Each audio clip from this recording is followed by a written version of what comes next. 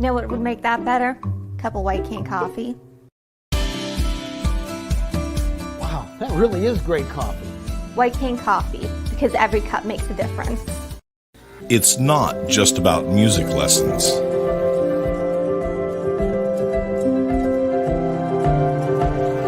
It's about hard work, perseverance, dedication, self-expression, making memories. Let's make memories together. And welcome into the cafe, everyone, as White Cane Coffee presents Coffee and a Conversation. Brian Hagberg with you here on Your Daily Local. Our special guest this week, Rick Rohlin from the International Sports Academy. Thank you, Muchley. And we are here in the White Cane Coffee Cafe, which is open in the plaza across from Tops, all through the downtown construction. Stop in, get yourself a fresh cup. Got me some Dragon's Roast this morning. I don't know what kind of roast I have. I think he gave you some Dragon's Roast, right. Probably on my recommendation. Okay. But stop in, get a fresh cup, maybe a cinnamon roll, scone. Breakfast burritos are fantastic as well. And as the temperature starts to rise, don't worry, White Cane's got you covered there. Iced tea, iced mocha, frozen lemonade, and more. Stop in, get a fresh cup. Say hi to the friendly folks here at White Cane.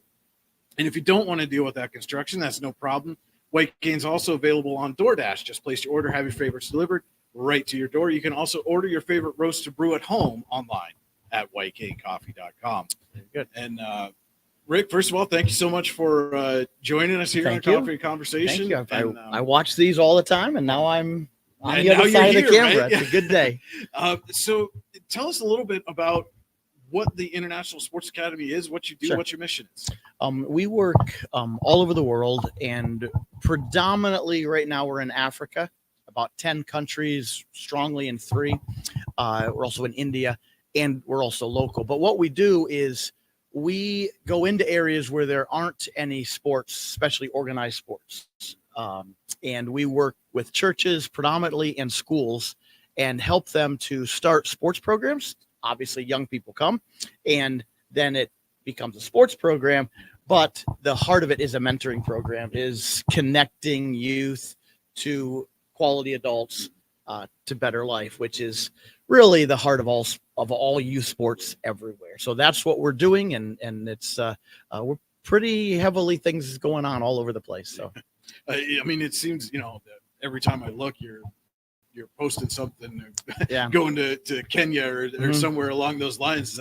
You spend a lot of time overseas in the last few years. I do. About 12 weeks a year, I'm in other countries. Yeah. But the way we're set up, because it's a very simple model, we have local staff everywhere. And so they are the national people. They're running the program. So there's always things happening. We just had a huge launch of a sports facility last week. Of course, I wasn't there, but that we had 8 of our staff people there. And when I say staff, they're all volunteers. We help them with some expenses, but we have great workers all over. So yes, I travel a lot, but I'm doing a whole bunch of training and working with the local, because there's quality people everywhere. Just a matter of giving them a little bit maybe of the knowledge or the resources to do the things. So how did you get hooked up with this group, and what's your journey? I mean, I know in the early stages, it was kind of a part-time type Right. deal. And now it seems like this is Sure. your full-time mission. Yeah, it is. So, well, I mean, this is obviously I could tell you a 50-year history with that, but much of my life has been involved in sports. And so I've had a lot of sports, whether it's youth sports.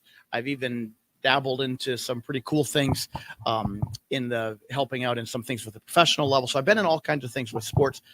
I love young people, always been around young people, helping them, coaching them, raising them, whatever. I've pastored, so obviously I have a passion for the gospel. And then I have a passion for the nations. So I did all of these things for decades.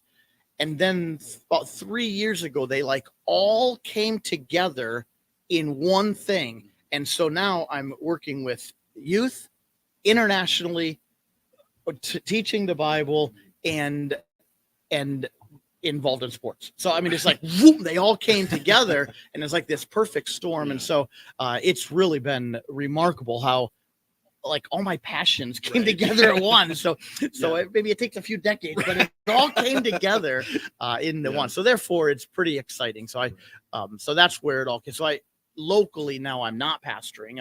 I speak a lot of places and do that. I'm involved with sports locally still to some degree, but my primary focus is international. But you can't look international without seeing locally. I had a friend of mine. I love how he said it. He says the light that shines the farthest shines the brightest at home. And so as we look out there, we're not ignoring here. We're actually, this place should be better if I'm brighter. And so there's always a passion for the local as well as the international. So like, for instance, this show now, you will be, all of a sudden your audience today just reached all over Africa. So we probably have 500 people watching in Africa. So well, we appreciate that. Thank your you. Daily Local just became African today. Well, well, maybe we need to start focusing a little bit on some international news, but no, and you talk about just having a passion for sports, and really that's how you and I got connected primarily is I think you were doing some PA announcing for Eisenhower basketball. And probably I was covering some of those games, and I would probably call you with scores. Yeah, I was probably coaching. And again, you talk about being a pastor, and as the grandson of a pastor, and the propensity to just strike up a conversation with people probably does not escape you either.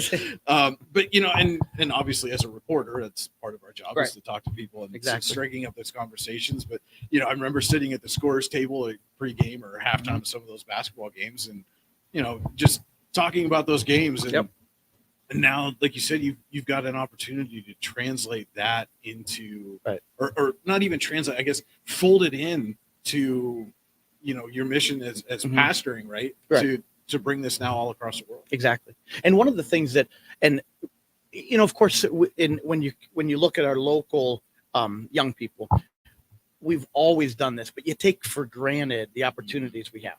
Like you're broadcasting a game, so they're playing a game, and you like all these things. You just guys, I got a game tonight. It's an amazing opportunity, and one of the things that we're doing internationally is giving young people an opportunity. I was in Ghana, and I was with some baseball teams. There was some pretty good players I was with, and one guy was a pretty good pitcher. Whoa, I need to get some scouts over here. And so I'm walking with him from one field to the other, and he says to me, he says, "Coach," he says, we don't even want your money. I'm like, wow, nobody wants money. And I obviously would take it, but he says, I just want an opportunity. And I thought, isn't that what money's fine, but I want an opportunity to display my gifts, to pursue what I'm called to do. And so our local people, and we're thinking of what we do locally, we need to provide a place that has opportunities for people to be who they're called to be, and then expand that to the world. So if you ask, what do we really do? We're hopefully bringing young people an opportunity to fulfill the call on their life. And that's it's really my passion, but it's also a passion for locally. And then that we would also never take for granted the opportunities we do have, because everybody has different opportunity levels. We always think we don't have anything in our town. We do. So let's take advantage of those and accentuate it and even make it better. So that's what we're doing a lot internationally, is giving these young people opportunities. Well, and I know, and you mentioned, we kind of take it for granted. We're just broadcasting a game, and I know, at least once during last football season, it shot me a text message that you were watching in whatever country you were in at that point in time. Game. And but again, and that's part of why we do those things is, it's yes, we want obviously people here to tune in and watch, but we also want to reach all those, alumni and people that have been connected to these schools and these programs that are now out of the area. Again, like you said, we're highlighting and shining a bright light on what's happening locally, but we're trying to expand it. We have a gem here. We really have a gem in Warren County, and we got to first believe that before we can sell it. We just complain about how lousy it is sometimes. We just say, "Man, there's something special here And even what we're doing, all of what I've learned and what I'm doing internationally came from here. Yeah. I grew up playing youth sports, and I grew up coaching, little league board, Y soccer, all those things. It's basically what we're doing. Right. We're just taking the most rudimentary basic youth programs that really anybody who's had a kid can run these things. Yeah. They're not that difficult, but they're very not the norm in developing nations. Right. In some ways, youth sports is for the rich. If you even go back 2 or 3 generations, our grandparents didn't have that many youth sports because it wasn't the economic world. Well, yeah. You were survival. Well, mode. and 2 or 3 generations ago was primarily agricultural Exactly. driven, right? Yeah. And you didn't have time, especially in the summer. If you went, if you were that farmer kid went on played football, Right. you get back here to real life. Yeah. But so that's much of what it is. So we're taking a basic concept that our town does well, and just taking it to another village, and to places that don't have it. So it's really kind of a cool thing, because every time I set up these things in other places, I think, this is the YMCA soccer program that we're doing in a village, or I'm taking the little league model and putting it among the Maasai tribe or whatever. It's the same thing that we're doing right here, just taking it someplace else. So, well, and I know, at least when I first got introduced to ISA and what you guys were doing, primarily it was, and again, we talk about the ties to locally.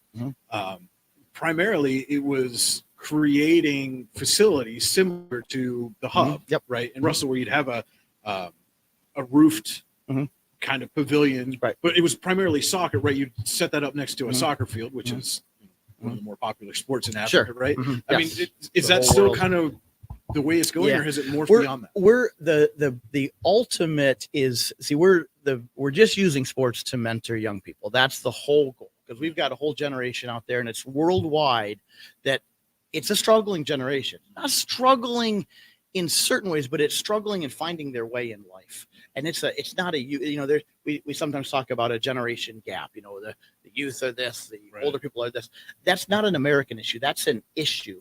Right. And what's happened is, all over the world, the technology, like if I take a 20-year-old in America in Warren, and I just randomly pluck a 20-year-old out of a tribe in Kenya, they listen to the same music, they dress the same.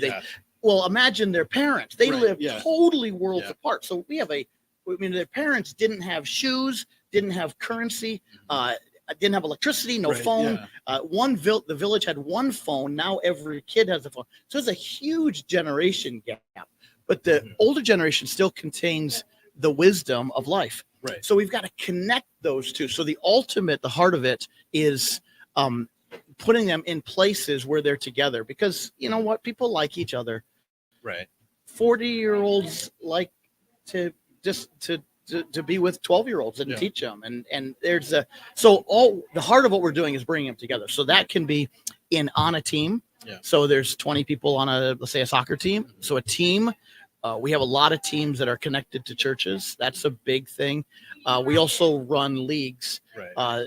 And so again, bring them together. The ultimate, though, is a facility. That's the hardest, because that's more money. Right. You can put together a team with a $20 soccer ball. Right. Now, you got a team. But so we do have a few facilities, and that's awesome. And so that's where it really comes together. We have one that just started that has a soccer field, basketball court, tennis court, volleyball court, and a weight room. It even has lights on the basketball court. It's really awesome. So that is the ultimate, but that's the hardest to do because of finances. Obviously. Well, right. Well, and that's, you guys are nonprofit, right? Yeah. So you rely on totally on people's generosity to fund these things. And, exactly. And what kind of things do you do? I know you guys have had the golf scramble going on here for a couple of years, but what other things you guys do to help raise money? That's big time. The golf scramble's been and I know we don't say it enough, but local people and local businesses are amazing. It's amazing. I know that we're not in great economic times, but people, here's $100. I'm behind you. I'm just in awe of how much people give and are generous, because they believe in people. They love people. And you know what? We can have differences of I don't like this, I don't like this. Right, But yeah. at the heart of it, we love people and we love the next generation. We want them to do great. So golf scramble is a big thing. I speak a lot. I speak at churches, places like that. And sometimes we take teams and people come with us. That's actually a big deal because they see it. Right. And then now they come back and they say, hey, we need to get more people. So at some point you need to come with me. You need to do a whole documentary on how so this works. after this is done, I'll take you back to the house. You can convince my wife that I need to go on a trip to Africa with you. And I'm sure that will fly. So, but yes, and people have been so good in giving things too. We kind of did a little shoe drive a while ago. Shoes are a big deal. We have soccer teams that when people come, I had seen a soccer team and a basketball team where the players come off the field and the sub goes in and they trade shoes. So the ones on the sidelines aren't wearing shoes. And then of course some play barefoot, but we had a shoe drive locally. People were amazing. I have too many. Yeah. So what I do is every time we send a team over there, we load up a couple suitcases of shoes. Yeah. So people give, and golf clubs. I got so many golf clubs given. So we don't yet have golf ministry started, but we have 2 countries that they're ready to start it. So we'll actually start a golf clubs are a little heavier to carry, but we'll get them over there somehow. You get those extra surcharges. Right? Yeah, on there. Yeah, it gets heavy. So we like, and again, that maybe is something that we kind of take for granted here. Is just in Warren County alone, there's 4 different golf courses that you can go to. Yep.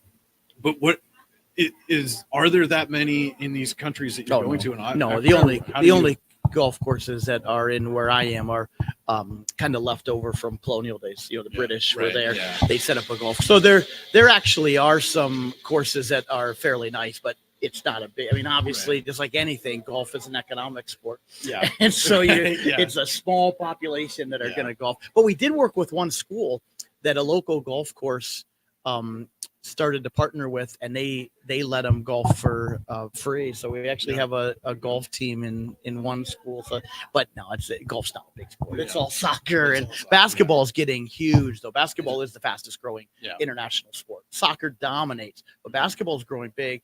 For obvious reasons. If you're an African, and NBA's big, they've done a really good job marketing globally, and then you see the contracts that this African signed. Yeah. You're like, buddy, let's learn how to shoot this thing. So because of that, it's gaining popularity, and it's obviously it's size wise an easy sport. Yes. Soccer takes a lot of space, so it's better for the cities. All those things. So we've done a lot with basketball, indeed. So, but and I remember a few years ago you posted a photo of you with some of the kids. Right? I think all 3 of them were 6'4" or taller. I thought you were going to smuggle them back here. I know. We work with a lot of Sudanese refugees, and Manute Bol and Bol. They're from the Dinka tribe. Well, we work with the Dinka tribe. Well, Manute Bol, who was massively tall, he's not tall in the Dinka tribe. He's just a normal average guy. So everybody in the Dinka tribe is like 7 foot tall. So we work a lot with. They're very tall. And volleyball. We have one girl who's one of our volleyball instructors. She's really good. She's 6'4". She can hit a volleyball.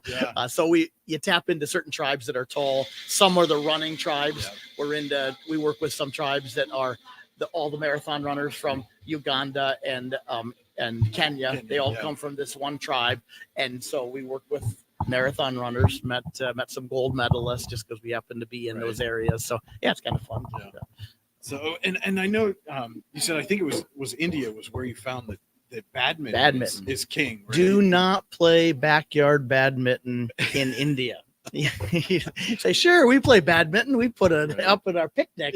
No, it is wild badminton. So we've run badminton tournaments and things like that in India. And it's really a cool thing because then some of the better players, we will help them. One of our coaches will coach them, and then they'll take some of these young people who are really in tough places and begin a mentoring program. Of course, they're teaching them badminton. We've actually had one of our girls won the state championship in one of them, but it was really about helping her navigate through life because she was from a very tough situation, a lot of human trafficking potential going on, and just rough things. So we use even that case, the sport, to help them through life. So that's the. All right. Well, with that, we're going to take a quick break. We will be back with more Coffee and a Conversation with Rick Rohlin right after this quick message.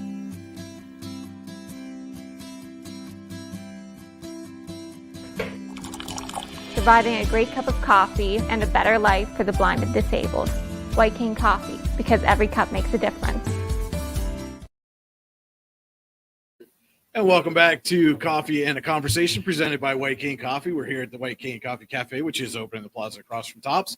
Brian Hagberg on Your Daily Local. Our special guest this week, Rick Rohlin from the International Sports Academy. And Rick, right before the break, you were talking about one of the badminton players and kind of how on top of coaching and mentoring, you guys were able to kind of get her away from a potentially bad situation. And that's not necessarily a unique thing, right? No. I mean, this is also part of that mentoring and reaching out to the kids is getting them away from those. For sure. It's really the heart of what we do. We have one city in Kenya, Nakuru. There's a really tough slum. And one of our coaches has started a basketball program, actually just nailed a homemade rim onto the side of a wooden church building. Wow. And what he did is he started to pull these kids out of the slums, rough slum. I mean, you don't want to go in there. You might not come out. I mean, tough place. Well, he's got these kids that came out of the slums and they're destined for everything bad. Right. They might not even make it. They're in a tough spot. Well, they joined his basketball program. They're coming 2 or 3 times a night. They're involved with Bible studies. They're connecting to quality adults. We're helping them get some shoes and some uniforms. And then the byproduct is they're getting really good at basketball. Right. They actually finished second in a city tournament. So yes, the heart is helping them put them in a position to succeed in life. Is the heart of it. And again, you're doing it through sport, but how much of it is just giving them a place to go and something to do hey, I know, every night at 6 o'clock, I can go here and we're going to play basketball and do something else. And it's, giving them a different focus as opposed to, maybe some of the other things. Probably the best way that we had a little case of it, think of that, however many months during the beginning of COVID when there were no sports, right? There was nothing. Right. And all of these young people stir crazy. What do I do? Where do I go? I don't know. And that's how much of the world lives. And so there aren't those opportunities. If you think about even in your life, my life, most people's lives, if you took away our sports in youth, if you were an athlete, you took away like your social structure, you took away your maturity things that brought you out, you took away your friends. I mean, it's so many things. And so yes, that's what it's about. Because we go after obviously non-athletes too. Right. Yeah. So just to come and we might have a tournament and there might be 10 teams playing, but there's 1,000 people at the tournament just because, hey, this is a great thing to do on a Saturday. Right. And especially if you happen to feed them. Yeah. And bring some water. Food always seems to bring people out. Well, but you talk about the non-athletes and again, even within the realm of sport, right? You've got to have somebody running a clock and somebody keeping score and officials and all those other kind of things. And so it's not like there's only one aspect and only if you can play or want to play can you do. Well, especially in the world of technology we have now, because now we suddenly opened the opportunities for people around that game that you can include so many different people that can work in. So we try to involve that because really most of what you do is with D9 and 10 and all the stuff you do. It's not you're not playing a sport, right? It's all the other things that surround it. And so absolutely, and that's all relationships. That's how you know everybody in town. It really is. But it's I guess I just want to keep emphasizing all that we're doing is what we do locally. We're just taking it other places, showing them how it works, and they're reproducing it all over the place. Well, because obviously it's not like you're staying there and running leagues or teams or whatever. You go for a short period and come back, and like you said, you have the volunteers and people like that you put in place there, and then they just take it and run with it. Take it and run with it, and they'll take it other places too. We've started.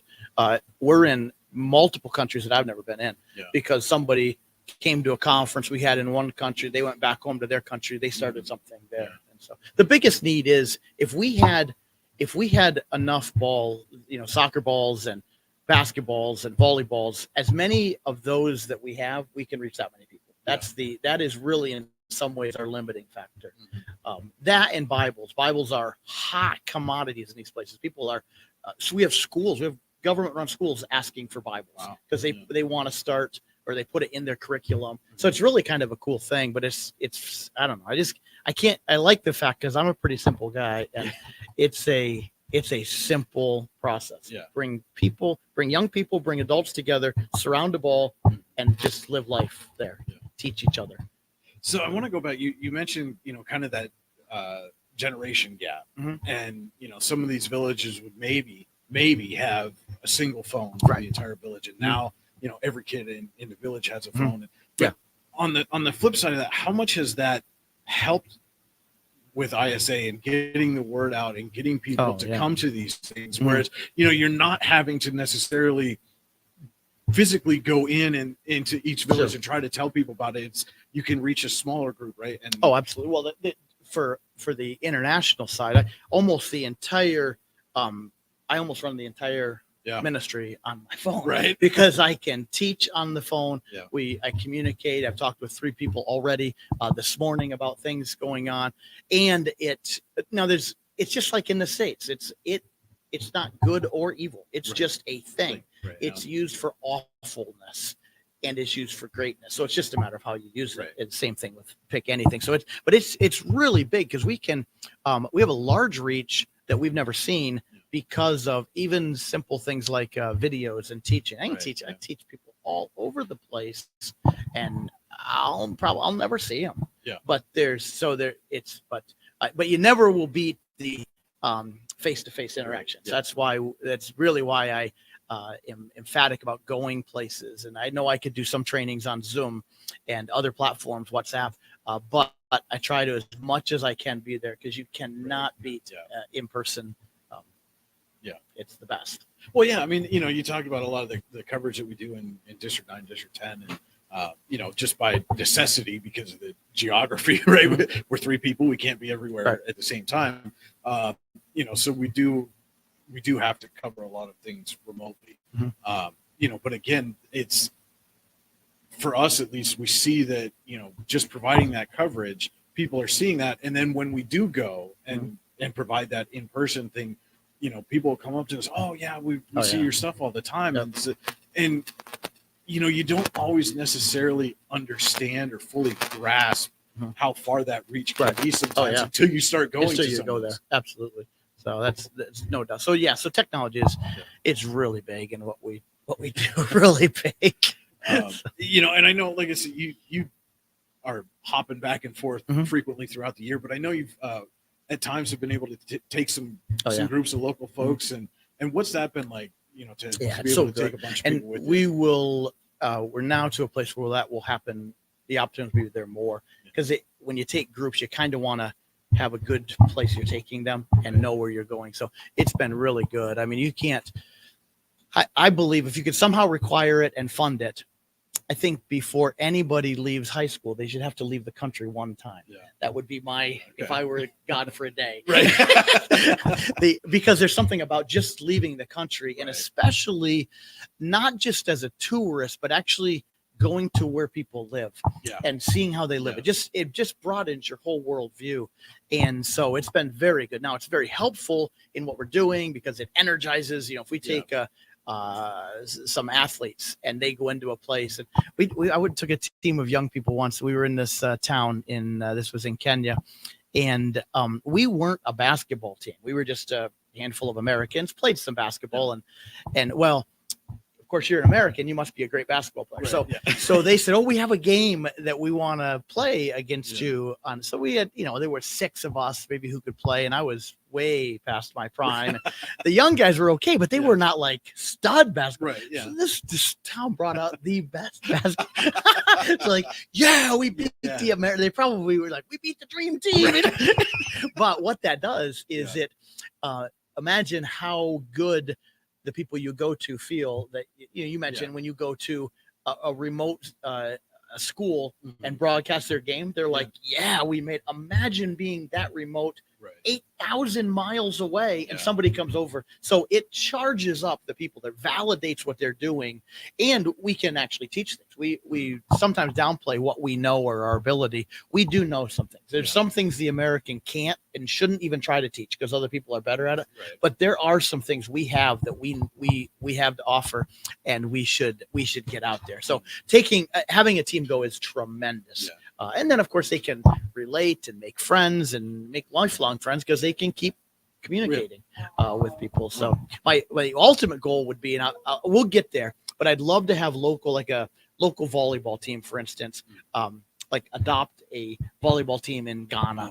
And then just be able to communicate, have like fun things with them, cheer them on, whatever, things like that. Maybe get them a few volleyballs. So that would be an ultimate goal. I have a lot of, I just haven't done the connecting yet. Yeah. And so it'll happen. It sounds, I mean, you talk about that locally. I know for example, the Eisenhower football team has the pen pal. The pen pals, yes. So, I mean, you're talking something similar to that. Right? Yeah. Yep.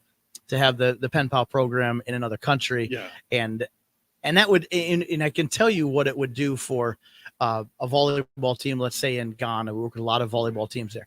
It would be so cool for them to know they had an American, sister program here, and it would just and maybe some uniforms come in with the dragon logo on them, or I don't know what it would be, but just something that would be so cool that to connect them. So because I really believe that the more we can see broader in life, of course, the better we are, but the more we love what we are here. And I believe in small towns. I believe in the smallness. I actually think it's the future of America, the smallness, but never small thinking. Live in a small place, but never think small. And so that means you got to broaden your view all over. As you say, again, just, in the last few years, and I remember you saying many times, especially as you were kind of starting this journey with ISA, that, how did this little small town of Russell, Pennsylvania now becomes all over international? I know it is. But here's the thing though, we're sitting in Warren. I know people watch this from other small towns, but all of these small towns have a history of really impacting the world. If you go through some of the things that came out of Warren County, Chautauqua County, Potter County, McKean, we have changed the world. And we forget that because the last 20 years we think we're worthless. But why not tap into really our heritage? That we should still be changing the world. Absolutely. We always have been. I mean, whatever. Well, and that's you're starting to do that with the ISA, and we're obviously trying to change the medium in the way in which people consume the world. So again, there's nothing that stops us other than our own ambition and our own desire to do so. Maybe a few resources, but but that'll follow. Money follows vision, and God blesses people who are looking to impact others. Well, and I'll say you want to get that connection. Maybe you have some of these local teams, start up, and there might be a local volleyball team that maybe owes me a small favor because I went out and got dunked repeatedly Wednesday afternoon. So you okay? Man, that first kid that was throwing, I tell you what, he just dead on. I told him he needs to get on a baseball diamond in the spring, but no, and that was and that's part of what we want to do too. So I mean, we're helping. We want to give back. We're part of the community, not just these wallflowers that sit and observe. We live here. We grew up here. We want to see this community grow and thrive and prosper and be the difference makers that we have been in the past. Exactly. Yep. So that's really good. So if anybody does want to contact us, they can email me, Rick, R-I-C-K, at isasports.org. isasports.org. So you're welcome to contact me. I'd love to talk, chat, just to whatever. Maybe you've got a vision that you, a dream that you want to do. I like talking to dreamers. I do. I remember when you first started this thing, we talked about it, kind of brainstormed about maybe this could work. How could we do this? And here you are, 3 years in September now. Yeah. So, and it's and growing all the time. Oh, yeah. But and like you said, that so much of that is just us getting out into the community and telling folks who we are and what we do and where they can find us. And, and that's what you're doing now on an international scale. Yeah, exactly. So, yep. So, and I like the fact that we're running this out of a small town. I love it. I absolutely love it, because people say, well, what's your town like? I say, well, we don't have a traffic light. What? So we got 4 stop signs. Right. But if 2 other cars there, we're a little confused. Yeah. hey, pretty soon you can start telling people we got a roundabout. We have our roundabout. Right. We have arrived. Yeah. They'll like, well, listen, we've had roundabouts for 30 years. What do you? which is something that we were talking about just before we came on the air here. Is just the difference in and I noticed it when my wife and I moved to Colorado. Wow, gosh, 11 years ago now. Once we got kind of west of Cleveland, it was like the proliferation of the roundabout. It was all of a sudden everywhere we went. But then you go east of Cleveland, and it's like they're slowly kind of making their way in. Where and obviously in Europe and some of the other Eastern countries, they've been around just forever, and here we are kind of. I am in a lot of cities where there's no traffic, like no stop signs and no roundabout. So it's just, and you push your way through. So, somehow it works, but we don't want to go there. No.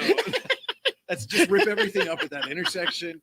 We'll just hope you make it. Yes, just start down here at White Cane and drag race your way all the way up Market Street and see how far you get. So, but it's interesting, right? Because obviously the automobile and the expansion, rapid growth primarily began here in the States.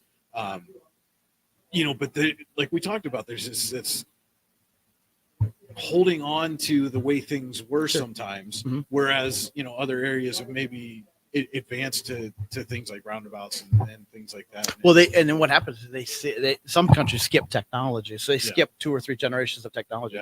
They went from landline to smartphone. Right. There was no in between. There was no giant brick cell phone. So, all right. So we, obviously, a lot of your focus is internationally, but I know you have at times over the last few years done some coaching locally and basketball primarily. Is that your go-to sport when you want to coach? I guess. I always tell people this: teachers can teach any subject, coaches can coach any sport.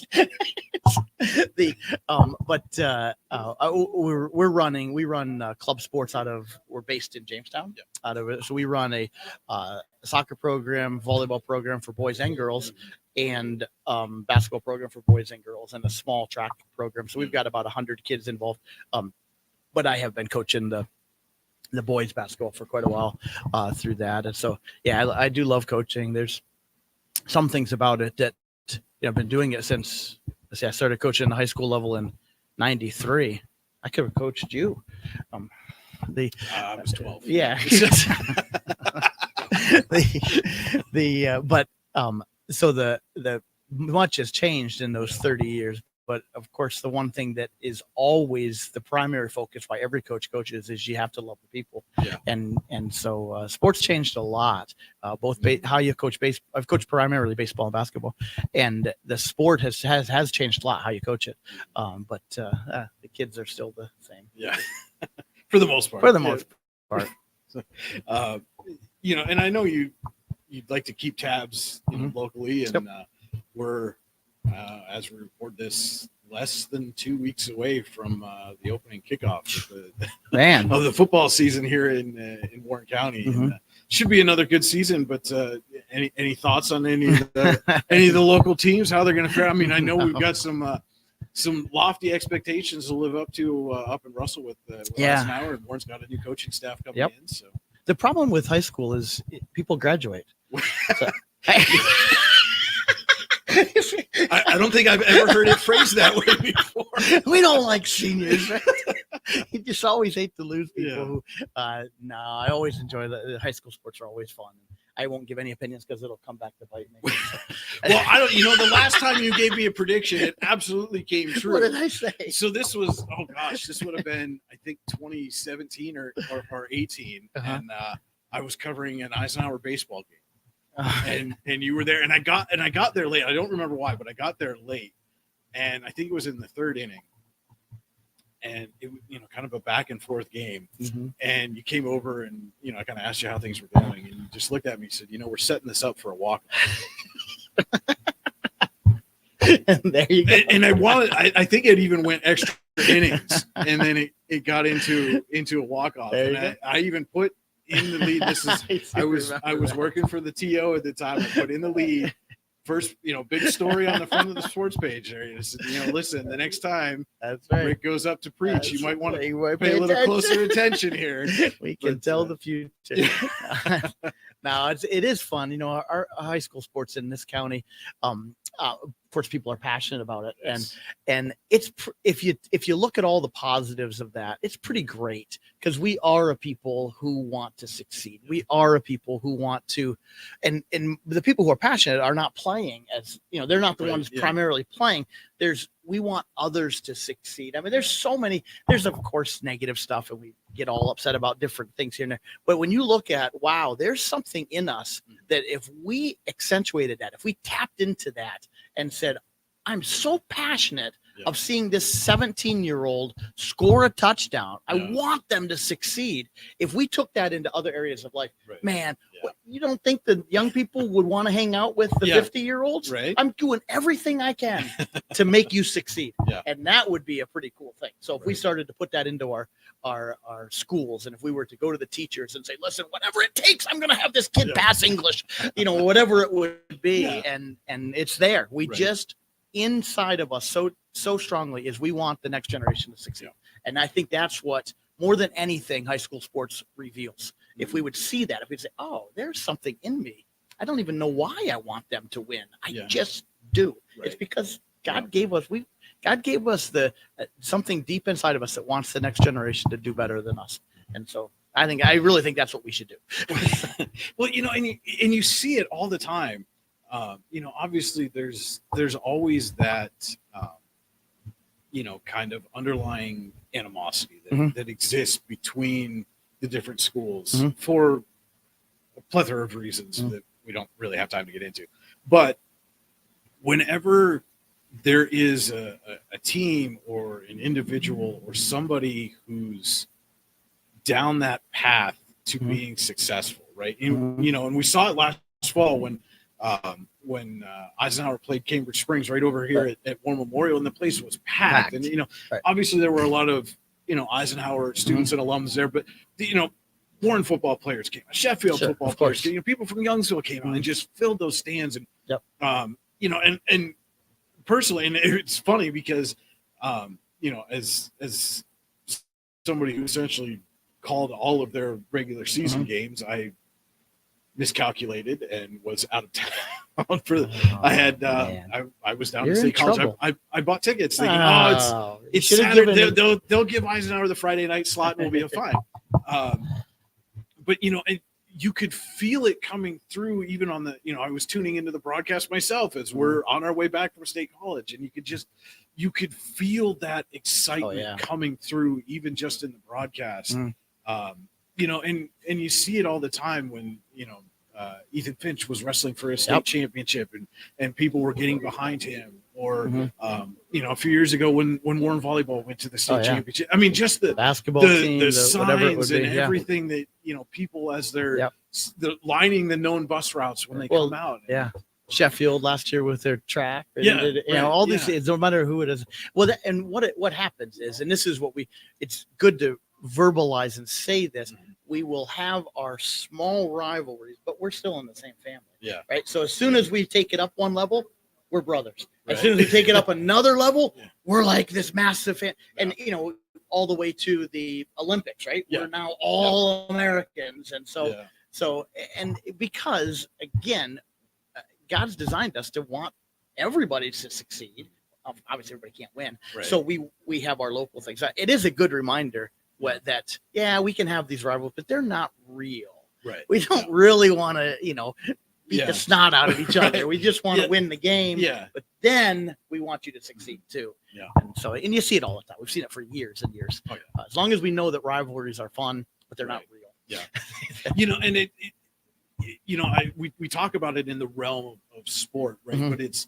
But I feel like that can and should transition to things beyond sport for sure. as well, right? Like, there's nobody, sitting here. We're sitting right now in the city of Warren, right? And Mhm. there's nobody sitting here going, "Oh man, well, I hope Russell goes under and collapses." And so everybody, that's not good. We for actually anybody. don't have any businesses in Russell, so you wouldn't even. He said it, not me. We're pretty much a bedroom community. but I feel like deep down there's an understanding that we all need each other, and not just from an individual perspective, but from a community perspective, from a municipality perspective. Everybody boosts each other up. And I had an editor when I was in Colorado that every time we went in for a monthly meeting, they would bring in, and this was the first time that I saw this in this industry, that they would, for our monthly editorial meetings, they would bring in all the sales teams and all the everybody from every department would come in, and we bring everybody together because all boats rise in high tides. Right. And one without the other doesn't work. Yep. Right. Like, and now being reporter and editor and sales rep, right. The understanding of that is, we can only do so much based on, the companies that are willing to advertise or sponsor us when we do certain things. Right. And it's the same within a community. Yep. We can only do so much on our own. Yeah, absolutely. Because we can't say, well, I want to succeed at the expense of all other local people. Yeah. Well, that's not success. That's the local guy is not my enemy. No. Can't be my enemy. And so when, like you said, when my success, your success should bring this person, it should all go up. And so every team, every town, every church, whatever we need a purpose. And then we don't say this, but we all need an enemy or an opponent. Right. So, and it's got to be out there. It has to be, it can't be, it's got to be external. Yes. It can't be us. And the problem with a small town is we think our neighbor's our enemy. Yeah. Well, if my neighbor's my enemy, I'm shooting my town. Right. And same with a teammate. If I think the shooting guard is my enemy. Yeah. Well, you're shooting your shooting guard. Yeah. So we have to take it external. So we need to see the whole thing rise up, and so absolutely. So I that's why both of us could be in any town. Yeah, we're here because we believe in this town. We believe in small towns. I think that the shooting guard analogy is a perfect way to kind of express that, right? So if you're a basketball team, obviously you want more than one shooting guard on your team. Better. But if you're those two shooting guards, the other one is not necessarily your enemy. Right. It's your competition. Yes, sir. Because everybody wants to start. Mm-hmm.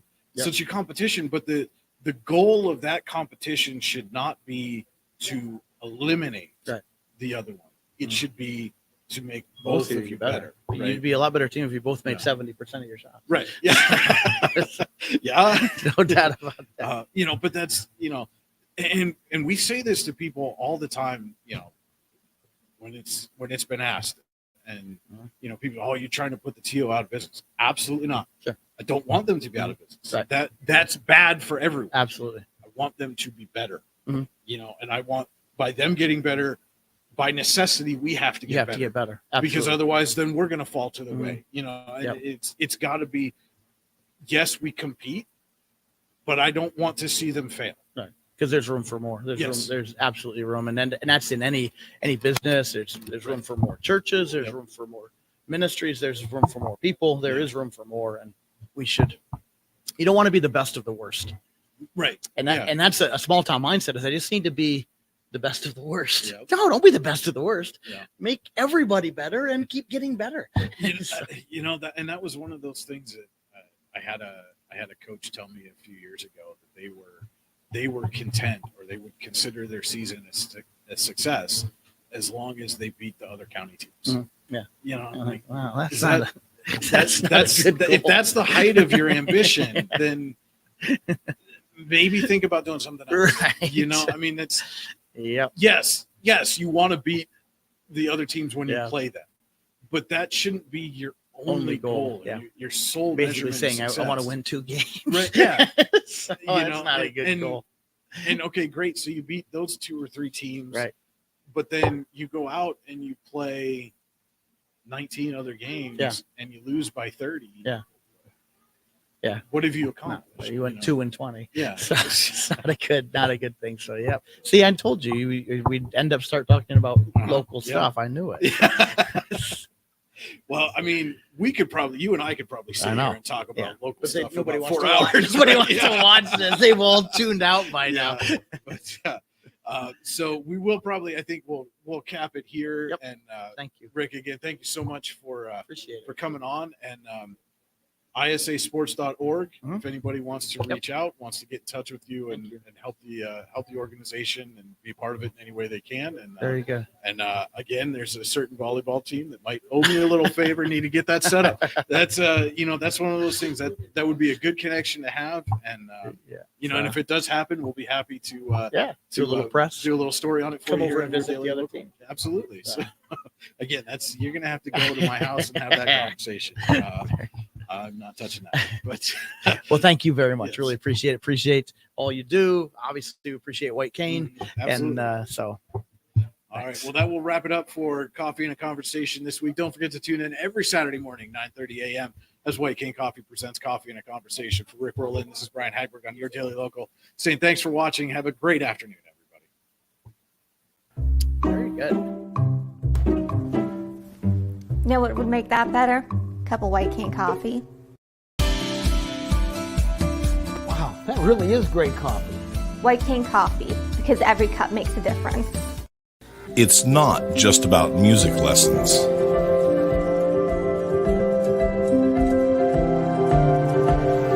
It's about hard work,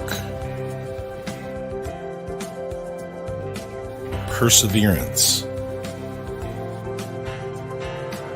dedication, self-expression, making memories.